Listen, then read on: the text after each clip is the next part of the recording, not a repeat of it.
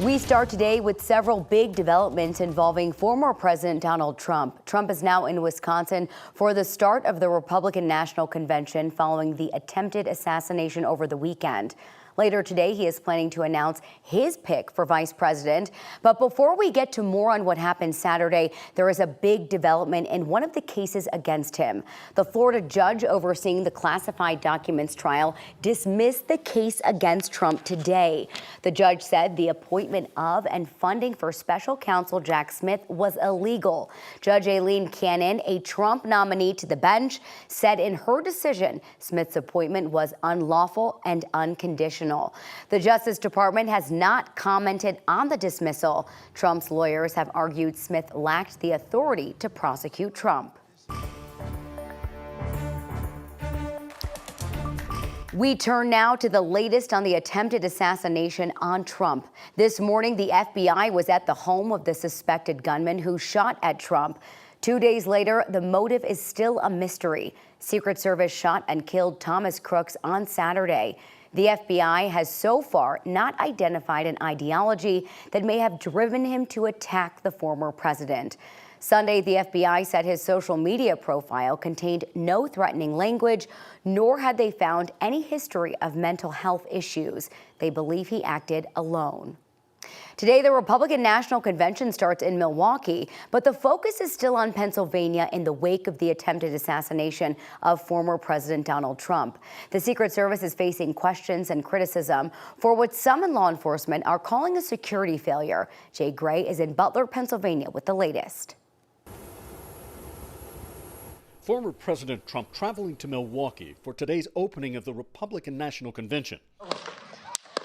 Just a day after the attempt on his life. In a new interview, Mr. Trump describing his very surreal experience to the New York Post, adding, "I'm not supposed to be here.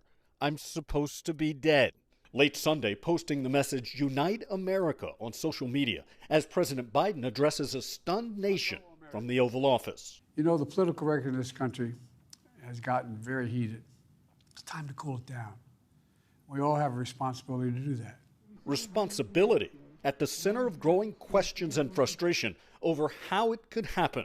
A rooftop less than 150 yards from the rally stage left open and accessible.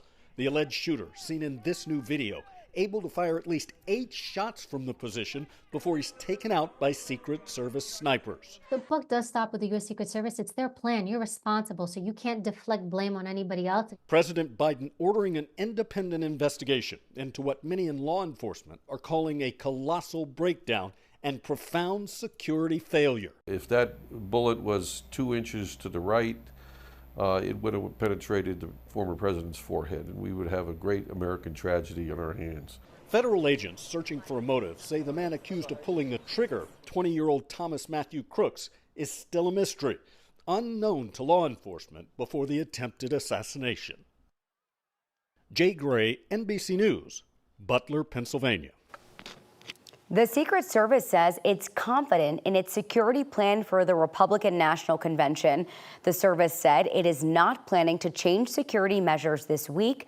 The former president says this convention should be business as usual. We will have the latest on the convention and VP pick this afternoon on 9 News at 4 o'clock. Now, a case like this will take months, if not longer, to find answers, according to a former U.S. attorney. Troy Ide has been in the middle of many important investigations as the former U.S. attorney here in Colorado.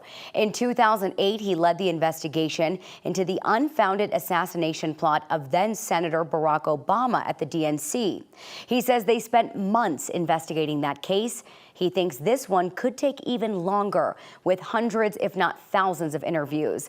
Ide says it's important that no stone is left unturned. Looking at the maps and the diagrams, it's plain there will be hundreds, if not thousands, of interviews just to make sure that there wasn't any sort of support for the shooter, a second shooter, some sort of assistance to make sure that they understand. A lot of questions still remain, including how did the suspected shooter have a line of sight to the president? This assassination attempt is a rare moment in history. It heightens an already set tense and polarized political climate. Mental Health Colorado says, yes, we're feeling it. It's heavy, but we are not helpless. It's a convergence of all of these political division as well as the epidemic of gun violence that we've been experiencing as a nation. And here it is in the headlines again in this really painfully acute way. And I think that we need to take a breath from all of that and get back to what you've got in front of you today, which is your opportunity to be a good neighbor or a good customer or a good service provider, and reconnect with your ability to be a human.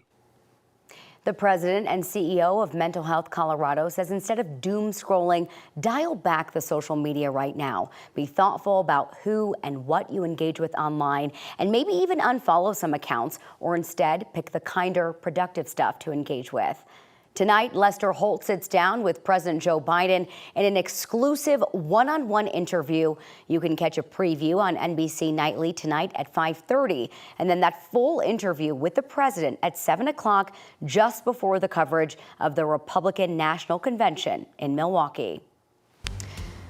Right now, we want to take a live look across our state, from the high country to Denver to the Mount Princeton Hot Springs, and we're seeing blue sky, a few clouds here and there. We are in for another scorcher today, not quite the hundreds, but still pretty close. And today we have a really exciting announcement about our weather team. They are now officially your 9 News Weather Impact Team. Yay!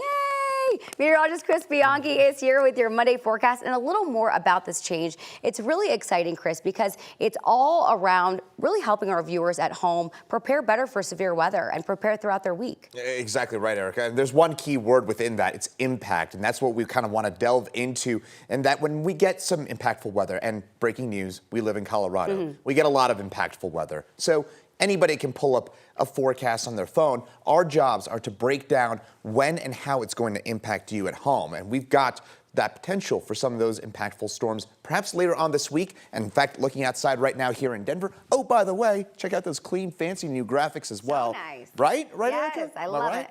Am I right? I'm just dusting off my shoulder over here. But meantime, yeah, we do have some pretty kind of gray skies overhead, but that's not stopping the heat right now. Look at those temperatures, 93 for us in Denver right now. And this just continues, this very hot stretch. Speaking of impact, it's certainly been impactfully hot over the last little while, and that continues for today. Forecast high temperature, 98 scalding degrees. Our daily record of 101 probably don't get there, but we got enough cloud cover overhead that we stay just shy of 100 degrees for this afternoon. Not exactly a cool down, I wouldn't call it that, but it is a couple degrees cooler than yesterday's 101 degree reading out at the airport. We also got up to 101 here in downtown Denver as well, yesterday as well. We have the potential for some stronger storms, mainly north and east of Denver later on this afternoon, but the risk does include us here in the metro area right now. Right now, we're just seeing some cloud cover build on up, but later on through the afternoon, we will see some of these storms develop. The main hazard from these storms, the main impact from these storms, will be that potential for some of these localized gusty winds. Could, in some spots, between about 2 and 6 p.m., get some 50, 60, maybe even 65-mile-an-hour winds within these, and a clap of thunder. And that's pretty much going to be it in terms of the risk from those storms. Tomorrow, though, that's when we could be talking about the potential for some heavy rain and some hail. I'll have details on that coming up in my full forecast. All right, Chris, thank you so much. Today, opening statements could begin in the trial for the doctor charged with drugging and sexually assaulting more than a dozen women. Stephen Matthews was arrested in March of last year. He is facing more than 51 criminal charges. 13 women are accusing him of drugging them after meeting on dating apps. Some claim Matthews sexually assaulted them while sedated at his Denver home. We spoke to one of those women last year. She did not share her name, but she was willing to go on camera and tell us why she came forward. I think I needed to. I grew up here. This is my hometown. I wanted to keep the city that I grew up in safe. And I didn't feel that I was being taken seriously or listened to enough. So I did what I needed to do to be heard. And I'm grateful that as a result, many other women came forward. Matthews pleaded not guilty to those charges.